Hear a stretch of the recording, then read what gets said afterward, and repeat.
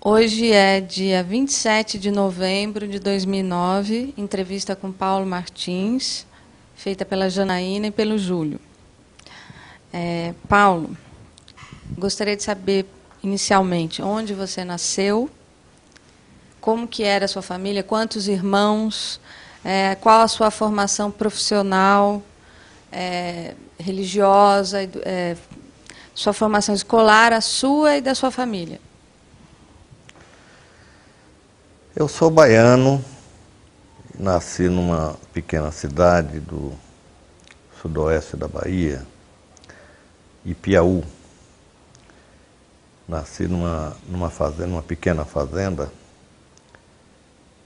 Meu pai era um pequeno proprietário rural e fui o oitavo filho. Minha mãe, do casamento com meu pai, teve 9 filhos. Com os 2 de um casamento anterior, o seu marido havia morrido de câncer. Minha mãe, portanto, teve 11 filhos, como as famílias de antigamente, daquele tempo, eram sempre numerosas. Essa cidade é perto de onde?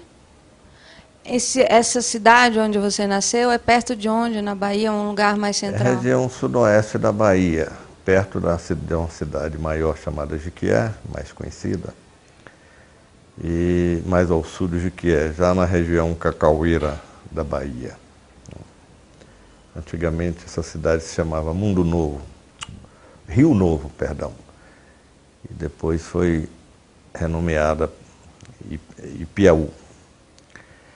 E eu morei nessa fazenda até, creio que, 4, 5 anos de idade, ou um pouco mais, e depois me mudei para a sede do município, Ipiaú, onde comecei a estudar, entrei para a escola pública e comecei os meus estudos. Na fazenda nós já tínhamos aula com uma prima que nos ensinou as primeiras letras, a ler e a escrever. Isso na própria fazenda. E quando cheguei em Piauí, entrei então para a escola pública e comecei a minha carreira de estudante.